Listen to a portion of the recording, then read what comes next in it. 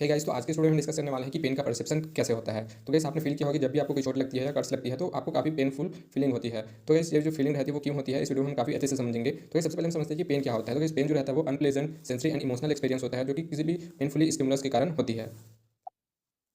तो जब भी हमको कोई भी पेनफुली स्टिमुलस मिलती है या जब कोई चोट लगती है, कर्स लगती है, तो उस पर्टिकुलर प्लेस पे नोक्सिसेप्टार्स पाया जाता है, जिसको हम बोलते हैं पेन रिसेप्टर। तो गाइस, ये जो रहते हैं पेनफुली स्टिमुलस को डिटेक्ट कर लेते हैं और हमारे स्पाइनल कॉर्ड के डॉर्सल हॉर्न में लेके आते हैं, और इसी तरह से फर्स्ट ऑर्डर न्यूरॉन का जनरेशन होता है। तो जो फर्स्ट ऑर्डर जो न्यूरॉन रहते हैं वो हमारे डॉर्सल हॉर्न में इंड होते हैं, और यहाँ पे सब्सटेंस भी ग्लूटामेट एंड CGPR नाम के केमिकल्स मैसेंजर्स को रिलीज करते हैं। देन ये पेनफुली स्टिमुलस को काफ़ी पोटेंशिएट कर देता है, और ये इस पेनफुली स्टिमुलस को फर्दर डॉर्सल हॉर्न से मेडुला में लेके जाता है, और इसी तरह से सेकंड ऑर्डर न्यूरॉन का जनरेशन होता है। देन ये मेडुला से मिड ब्रेन में जाएगा, मिड ब्रेन से फर्दर ये थैलेमस में जाता है, और इसी तरह से जो थैलेमस जो रहता है वो पेनफुली स्टिमुलस को हमारे पेरिफेरल सिस्टम से हमारे ब्रेन के सोमैटोसेंसरी कॉर्टेक्स में लेके जाता है, जिसके कारण पेन का परसेप्शन होता है और इमोशनल फीलिंग होती है। तो इस कभी कभी आपने फील किया होगा कि हमारा जो पेन रहता है वो बिना मेडिसिन लिए भी ठीक हो जाती है। तो वो क्यों होती है उसको हम समझते हैं। तो जब भी पेनफुली स्टिमुलस जो रहता है वो थैलेमस में जाता है, देन वो फर्दर इंसुला में जाता है, जहाँ पे पेनफुली सिग्नल का इंटीग्रेशन होता है। देन वो फर्दर ACC में जाता है, जिसको हम बोलते हैं एजेंसीज ऑफ कॉर्पस कोलेसेंस, जहाँ पे डिसीजन मेकिंग की पावर रहती है। तो जब भी कोई व्यक्ति को पेन होता है तो वो काफ़ी डर जाता है, घबरा जाता है, काफ़ी